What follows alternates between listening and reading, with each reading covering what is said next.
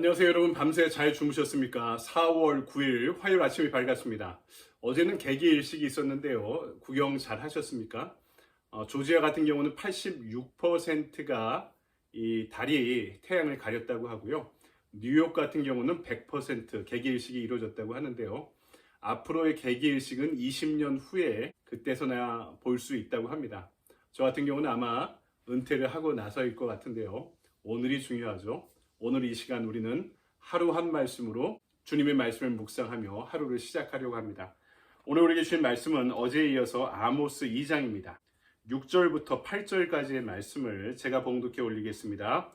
여호와께서 이와 같이 말씀하시되 이스라엘의 서너 가지 죄로 말미암아 내가 그 벌을 돌이키지 아니하리니 이는 그들이 은을 받고 의인을 팔며 신 한 켤레를 받고 가난한 자를 팔며 힘없는 자의 머리를 티끌 먼지 속에 발로 밟고 연약한 자의 길을 굽게 하며 아버지와 아들이 한 젊은 여인에게 다녀서 내 거룩한 이름을 더럽히며 모든 제단 옆에서 전당 잡은 옷 위에 누우며 그들의 신전에서 벌금으로 얻은 포도주를 마심이니라.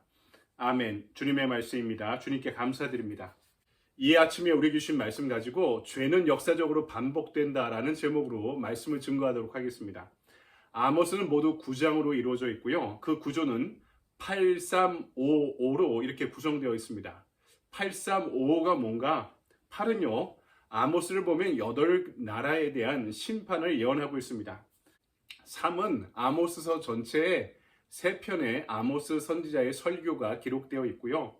5는 5가지의 환상을 이야기합니다. 또 나머지 5는 5가지 회복의 약속을 이 아모스를 통해 주고 계시기 때문입니다. 그래서 8355라고 이야기하는 거죠. 아모스 선지자는 특이한 사람입니다. 어제 말씀에 나온 것처럼 평범한 농부이자 그리고 목자였습니다. 이사야처럼 귀족 출신도 아니고요. 예레미야나 에스겔처럼 제사장 출신도 아닙니다.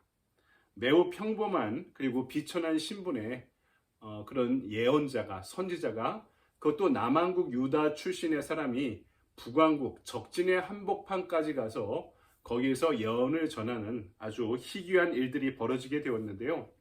보통 예언자들은 자기 나라에 대한 심판 예언을 하고 그 이후에 다른 나라에 대해서 부록과 같이 예언을 전하는데요. 아모스는 자기 나라가 아니라 북왕국에 대한 예언을 주로 하고 있습니다. 그만큼 북왕국 이스라엘의 상황이 절박했기 때문이라고 생각이 됩니다. 아모스의 외침은 냉정하고 혹독합니다. 회개하지 않고 돌이키지 않으면 하나님의 저주와 심판이 있을 것이다. 그 저주의 내용은 차마 감당하기 힘든 것들입니다. 어제 말씀 보니까 갈멜산 꼭대기가 마를 것이다. 이 갈멜산 꼭대기는요, 웬만한 가뭄이 와도 꼭대기에 있는 물 근원이 마르지 않는다고 합니다. 그런데 이스라엘의 물줄기인 갈멜산 꼭대기가 마를 정도로 아주 극심한 가뭄이 올 것이다. 5장을 보면 그날의 북왕국이 멸망할 것이며 이렇게 이야기하는데 여기에 대한 설명이 또 이렇습니다. 마치 사자를 피하려다가 곰을 만나고 벽에 손을 대었다가 뱀에 물리는 것처럼 그들에게 극심한 고통이 다가올 것이다. 도시는 회파되고 시체는 끝이 없을 것이다 라는 상상만 해도 너무나 잔혹한 심판의 예언이 지속되고 있는 거죠. 도대체 이유가 무엇일까?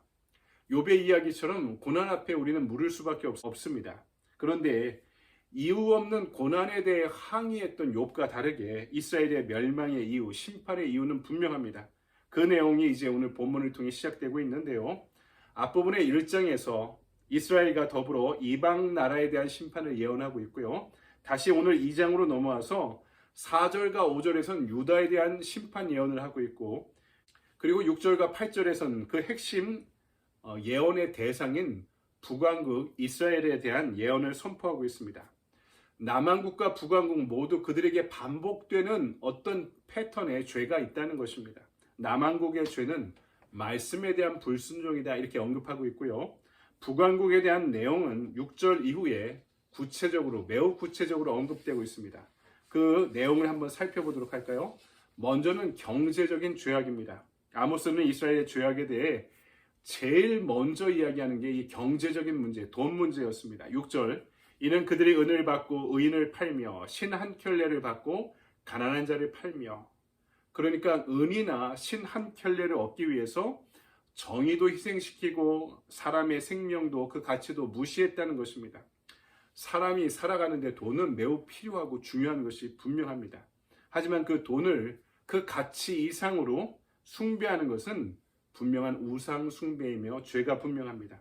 돈 때문에 정의를 희생하고, 돈 때문에 양심을 팔아먹고, 돈 때문에 가정을 희생시키고, 심지어 돈 때문에 신앙마저 저버리고, 돈 때문에 친구를 배신하고, 돈 때문에 온갖 인간의 생명조차 귀하게 여기지 않는 것, 이것을 하나님은 분명하게 죄라고 말씀하고 계십니다. 모든 죄 위에서 돈을 맨 위에 올려놓는 이유가 뭘까요? 그만큼 우리가 중요시 여기는 것이고, 그만큼 우리를 웃게 하고 울게 하는 것이 돈만큼 없다는 것입니다. 서구사회에 나갈 바를 가늠하는 어떤 포럼이 있죠. 다보스 포럼입니다. 지금으로부터 10년 전에, 2014년 전에 이미 서구사회는 이 다보스 포럼의 최대 의제를 부의 양극화라고 정해놓았습니다. 한국도 갈수록 중산층이 열버지고 있는데요. 미국의 경우 빈부의 차이가 가장 컸던 때가 대공황 직전이었다고 합니다. 어제도 말씀드렸는데, 하지만 현재 미국 상위 5%에 집중된 부의 퍼센테이지가 대공황 이전보다 훨씬 많아졌다고 합니다. 그런데 이것은 미국만의 문제가 아니라 전 세계적인 현상입니다. 어느 때보다 부의 편중이 점차 심각해지고 있는 시대입니다. 경제적인 약자에 대한 관심이 더욱 높아질 수밖에 없는 때가 되었다는 거죠. 또 하나는 약자를 억압하는 죄다. 7절 전반부를 보니까 힘없는 자의 머리를 티끌 먼지 속에 발로 밟고 연약한 자의 길을 굽게 하며, 가난하고 힘없는 사람들을 학대하고 억압하는 것을 분명히 죄라고 성경이 규정하고 있습니다. 약자를 억압하는 것이 죄라는 것이죠. 잠언 14장 31절을 보면 이렇게 말씀합니다. 가난한 사람을 학대하는 자는 그를 지으신 이를 멸시하는 자요, 궁핍한 사람을 불쌍히 여기는 자는 주를 존경하는 자니라. 아멘. 주님을 경외하는 사람이라면 어떻게 한다고요? 궁핍한 사람을 불쌍히 여기고 가난한 사람을 학대하지 않아야 된다, 분명히 말씀합니다. 또 하나는 성적인 부패입니다. 7절 후반부를 보면 아버지와 아들이 한 여인을 품는 것 같은 사례가 북왕국 이스라엘에 만연했다라고 경고하고 있습니다. 사람들이 그 모습을 보고, 야, 너희들이 어떻게 하나님을 믿는 사람들이 그럴 수 있느냐? 너희들이 믿는 하나님이 제대로 된 신이 맞느냐? 이렇게 손가락질 한다는 거죠. 이 성적인 부패로 인해서 그들이 믿는 하나님이 손가락질 당하는 일들이 벌어지고 있다, 일어나고 있다는 것입니다. 하나님의 이름을 망령되이 일컫는 행위가 그들 가운데 만연했다는 것이죠. 또 하나는 뻔뻔스러운 죄입니다. 8절을 보니까 하나님께 예배하는 이 제단 옆에서 전당 잡힌 옷을 돌려주지 않고 그것을 깔고 밥을 먹고 잠을 잔다, 예언자가 고발합니다. 이 내용이 설명이 좀 필요합니다. 율법에 보면은 가난한 사람이 자기 옷을 전당 잡히고 돈을 빌립니다. 근데 저녁이 돼도요, 이 돈을 못 갚아요. 그러면 어떻게 되냐? 그 옷을 전당 잡은 사람이 돈을 못 받아도 옷은 돌려줘야 된다는 것이 율법의 규정입니다. 왜냐하면 가난한 사람들에게 이 겉옷은요, 옷이며 동시에 밤에 덮고 자는 이불이었기 때문입니다. 이 사막 기후에 일교차가 매우 컸기 때문에 새벽과 저녁, 이 밤중 한밤중에는 매우 추운 것이 이 이스라엘 지역의 일기였는데요. 겉옷은 그들에게 아주 훌륭한 이불이 되었던 것입니다. 그래서 돈을 못 받아도 저당 잡힌 옷은 반드시 돌려주라, 이렇게 이야기하는데, 지금 어떻게 이야기합니까? 돈을 빌려주고 옷을 저당받은 사람이 돈을 가져올 때까지 그것을 안 주고, 밤에도 안 주고 깔고 먹고 자고 있다는 것입니다. 아무리 돈을 못 받아도 사람이 얼어 죽게 하면 안 되잖아요. 우리가 그렇다는 거죠. 신앙생활 하면서도 내 이익에는 민감해 절대로 손해보지 않으려고 한다. 이것이 하나님의 영광을 가리면은 죄가 된다. 기독교인들이 자기 이익 때문에 하나님의 영광을 가리면은 죄가 된다. 여러분, 우리가 이것을 또 심각하게 생각해야 될 문제가 아닐까요? 여러분, 말씀을 정리합니다. 저희는 예언 이렇게 이야기할 때요. 예자를 미리 예자로 썼습니다. 한자어로요. 그러니까 미리 나중에 일어날 심판 등의 일들을 미리 이야기한다라는 시제의 의미를 갖고 있었는데요. 그런데 요새는 그것보다 은행에 예금한다, 예탁한다라고 할 때 사용하는 맡길 예자를 사용하는 것이 일반적인 그런 관점이 되었습니다. 거의 대부분의 주석가 신학자들이 그렇게 이야기합니다.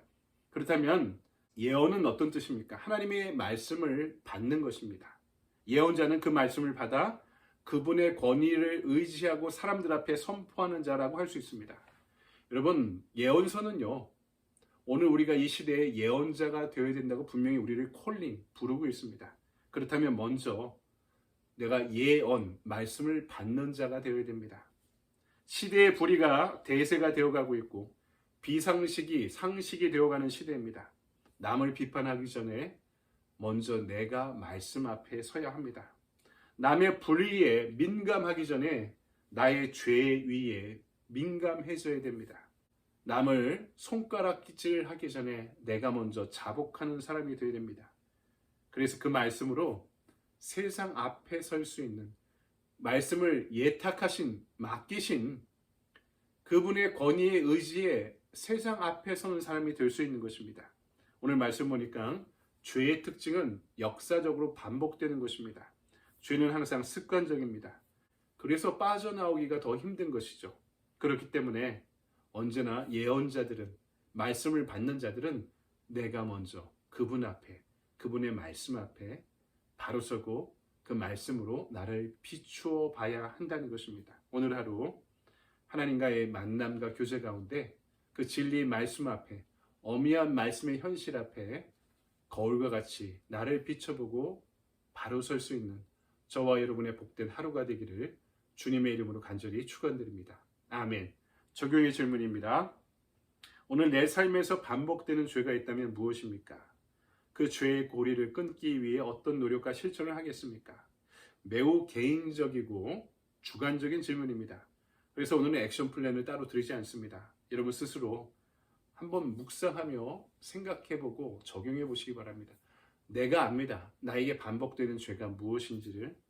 그 반복되는 반복의 고리를 끊기 위해 나에게 필요한 회개의 행위가 무엇인지, 그것을 끊는 행위가 무엇인지, 어떻게 노력하고 실천하겠는지 여러분 생각해보고 오늘 여러분의 삶 가운데 적용하는 하루가 되길 바랍니다. 여러분 오늘도 좋은 하루 보내십시오. 감사합니다.